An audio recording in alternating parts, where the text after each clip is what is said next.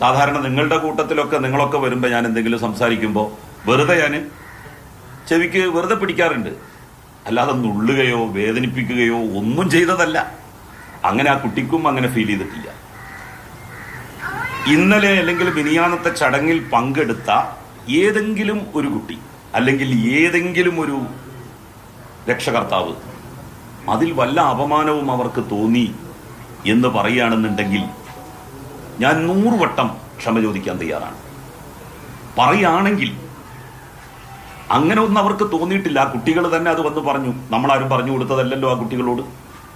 എനിക്ക് ആ കുട്ടികളെ അറിയുക പോലുമില്ല.